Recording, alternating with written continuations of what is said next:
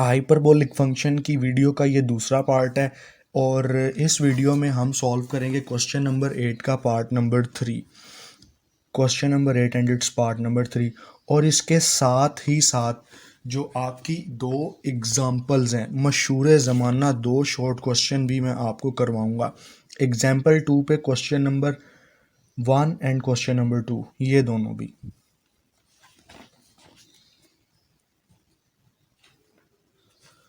तो सबसे पहले जो है, मैं अगर आपको बेसिक दो फॉर्मूलाज आते हैं हाइपरबोलिक फंक्शन के, पहला जो फॉर्मूला मैं आपको दिखाता हूँ,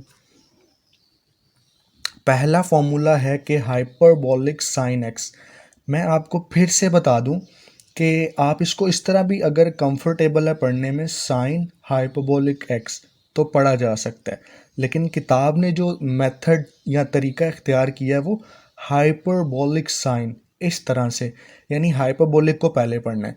तो ये इक्वल होता है e to the power x negative e to the power negative x over 2।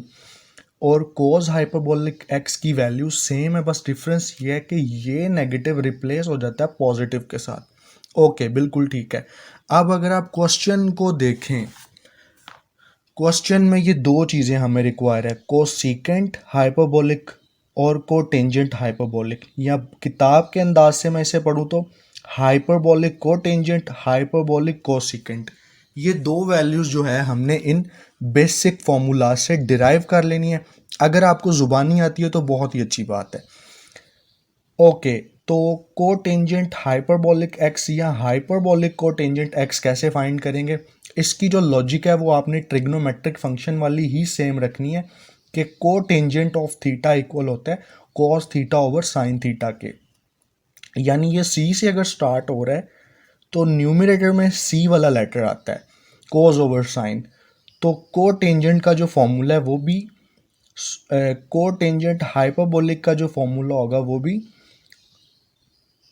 Hyperbolic cos over hyperbolic sine, hyperbolic cos divided by hype.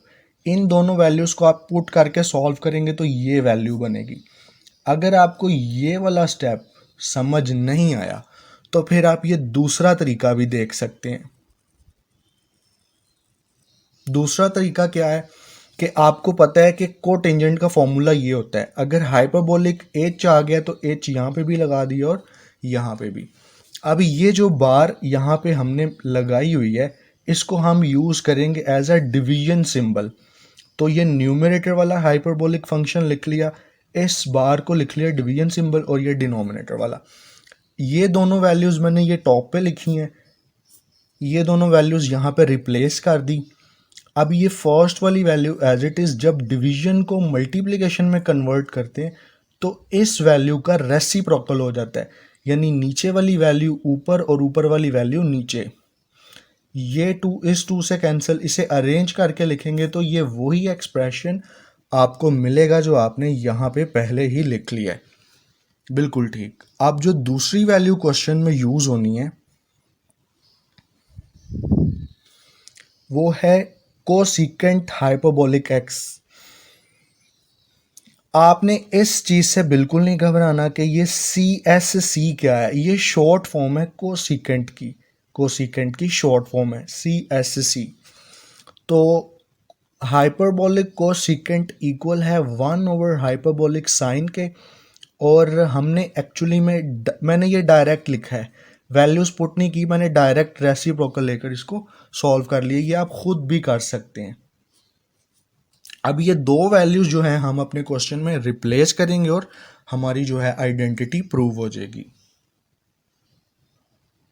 अगर आप फर्स्ट ईयर अच्छी तरह से पढ़ कर आए हैं तो आपको इस बात का पता होगा कि अगर हमारे पास लिखा हो साइन स्क्वायर थीटा, यानी जो स्क्वायर है ये n के ऊपर है, तो हम इसे इस तरह भी लिख सकते हैं, ब्रैकेट लगाकर ये जो स्क्वायर है ये इस पूरे साइन थीटा के ऊपर लिख लेते हैं। सिमिलरली बाकी फंक्शंस के लिए भी ऐसे ही है। तो सेम लॉजिक आपने यहाँ पे इम्प्लीमेंट करनी है कि कोटेंजेंट हाइपरबोलिक स्क्वायर एक्स है, तो ये जो स्क्वायर एच के ऊपर है ये आपने ब्रैकेट लगा के इस पूरे ट्रिग्नोमेट्रिक फंक्शन के ऊपर लिख देना है।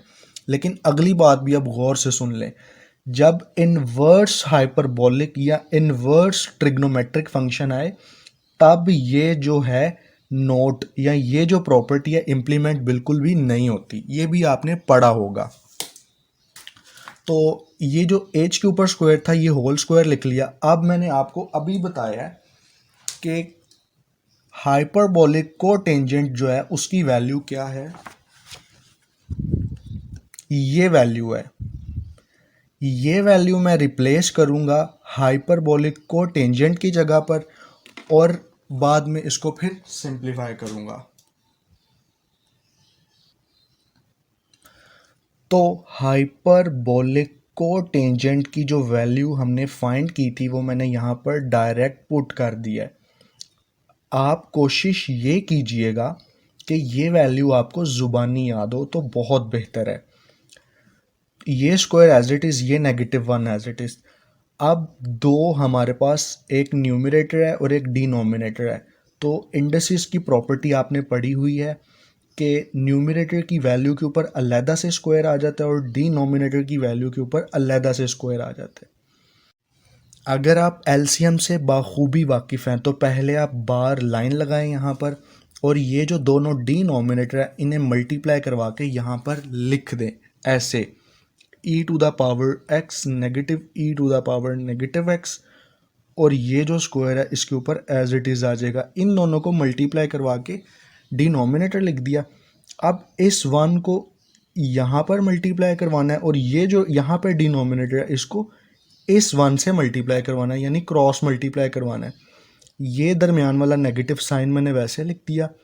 ये वन जब इससे मल्टीप्लाई होगा तो ये हम ऐसे ही लिख लेंगे e to the power x plus e to the power negative x, ये bracket close square as it is. और ये जो पूरा हमारे पास एक्सप्रेशन है जब इस वन से मल्टीप्लाई होगा तो e to the power x negative e to the power negative x bracket close, और ये स्क्वायर एज इट इज़ ही आ जाएगा।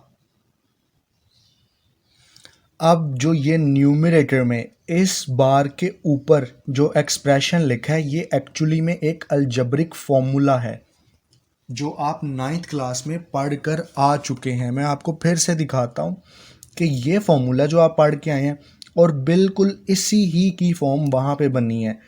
ये मैंने पहले भी वीडियो में बताया, अब फिर आपको बताता हूँ। a हमारा e to the power x है और b हमारा e to the power negative x है, और फिर यहाँ पे ऊपर इस तरह से स्क्वायर है। फिर a हमारा e to the power x है और इस तरह नेगेटिव है, और b जो है e to the power negative x है और ऊपर स्क्वायर है। तो ये सारे का आंसर होगा 4ab। अब a हमने इसे बोला है और b इसे बोला है, तो e to the power x dot e to the power negative x ये जो है इसका सोल्यूशन होगा। मैं अब डायरेक्ट इस सारे की जगह ये लिखूंगा। अब यहाँ पे क्वेश्चन अराइज होता है कि वो स्टूडेंट जिन्हें ये फॉर्मूला नहीं आता तो वो पेपर में क्वेश्चन जो है यहाँ पर बिल्कुल भी स्टॉप ना करें, इसे आप थोड़ा सा सिंप्लीफाई करके आप ये वाला फॉर्मूला एक्सपेंड कर लें, a plus b whole square वाला। आप इसकी एक्सपेंशन इस तरह से करेंगे और इसकी भी बिल्कुल इसी तरह से करेंगे तो सिंप्लीफाई होके एट द एंड आपका आंसर बिल्कुल यही बनेगा। ओके, बिल्कुल ठीक है, लेकिन टाइम और स्पेस दोनों को बचाने के लिए मैं डायरेक्ट ये यूज़ कर रहा हूँ। तो फिर इस सारे न्यूमरेटर को मैं रिप्लेस करूँगा 4 e to the power x times e to the power negative x, और ये बार इसी तरह से हम लगाएंगे और ये डिनोमिनेटर भी इसी तरह से लिख लेंगे। अब यहाँ पे आपने गौर करना है कि ये दोनों हमारे पास e to the power x dot e to the power negative x, ये जो दोनों एक्सपोनेंशियल फंक्शन है इन दोनों की बेसिस सेम है, तो पावर्स ऐड होकर e टू द पावर 0 बनेगा और आंसर जो है वो 1 के इक्वल आएगा। अगर ये मुख्तसर से लिखी बात नहीं समझ आई तो ज़रा इस सफ़े को गौर से देखें। हमारी जो बेस है वो e है, तो according to the rule both are multiplying so the powers are added. first power is positive x and the second power is negative x. Both powers are added. So after simplifying, the e remains as it is, positive negative negative x is equal to 0. So e to the power 0 is equal to 1. सो इस तरह हमने इसको 1 के equal prove किया है।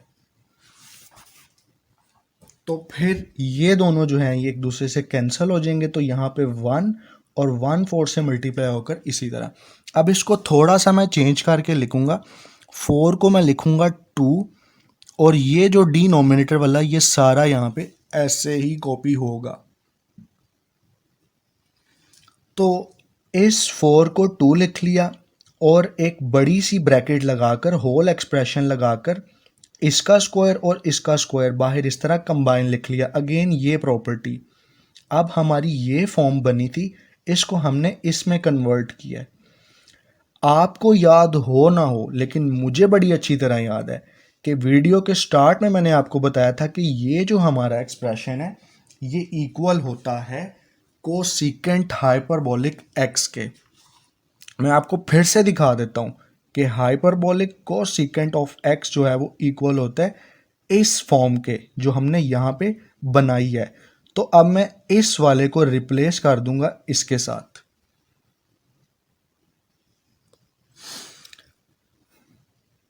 तो यहाँ पर कोसेकेंट हाइपरबोलिक एक्स लिख लिया और ये स्क्वायर एज इट इज़ ही रहा। अब मैंने आपको शुरू में बताया था, मैं फिर से आपको दिखाना चाहूँगा कि इस फॉर्म को जब होल स्क्वायर हो तो ये स्क्वायर जाएगा एच के ऊपर इज, और ये एक्स जो है एज इट इज़। और अगर आप इस फॉर्म को और दोबारा गौर से देखें, यही तो हमने प्रूव करनी है। तो ये जो है हमारी लेफ्ट हैंड साइड के इक्वल है, तो हमारा जो है ये आइडेंटिटी प्रूव हो गई है। एग्जाम्पल 2 का पार्ट नंबर 1 और पार्ट नंबर 2 ये दोनों क्वेश्चन करवाने से पहले एक छोटी सी ऑब्जेक्टिव है जो 2017 के पेपर में के फाइनल पेपर में लाहौर बोर्ड के ग्रुप 1 के पेपर में पूछी गई है। इसका जो क्वेश्चन नंबर 14 है, उन्होंने पूछा है कि 2 हाइपरबोलिक साइन ऑफ एक्स जो है ये किसके इक्वल होगा।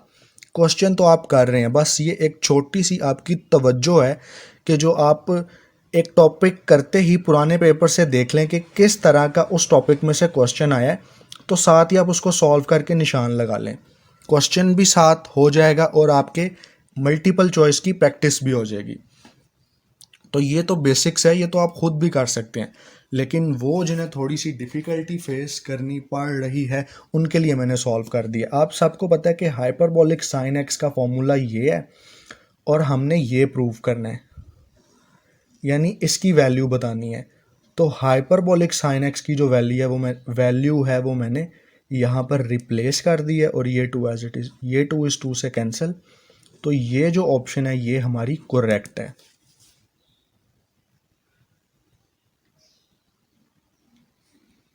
तो अब आपने थोड़ा सा तवज्जो से इसको सुनना है। और आप सबको पता है कि हाइपरबोलिक कॉज एक्स की वैल्यू यहाँ पे हमने रिप्लेस कर दी है, इसकी भी वैल्यू रिप्लेस कर दी है स्क्वायर एज इट इज़। इस न्यूमरेटर में अलहदा स्क्वायर और डिनोमिनेटर पे अलहदा स्क्वायर, प्रॉपर्टी अगेन वही है।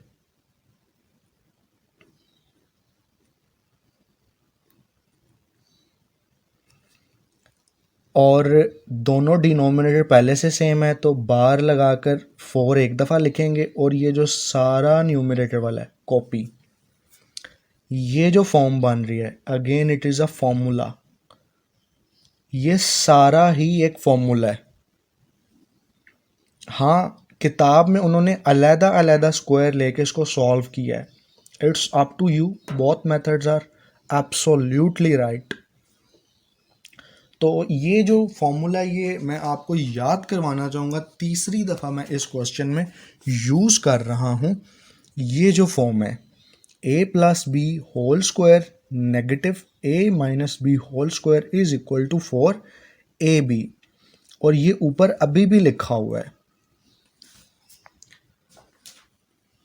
तो ये 4 एज इट इज़ और a इंटू बी और आपको ये भी पता है कि ये जो है ये सारा 1 के इक्वल है, तो 4 डिवाइडेड बाय 4 1। ये हमारी राइट हैंड साइड प्रूव हो गई है। किताब में अगर आपको दिखाऊं तो उन्होंने इसे स्क्वायर का ये वाला जो फॉर्मूला है ए प्लस बी होल स्क्वायर, इसके ज़रिए सॉल्व किया है। अब ये जो दूसरी ट्रिग्नोमेट्रिक आइडेंटिटी है, इसे आपने खुद से सॉल्व करना है, और ये अलहदा से एमसीक्यू में भी पूछा जा सकता है आपसे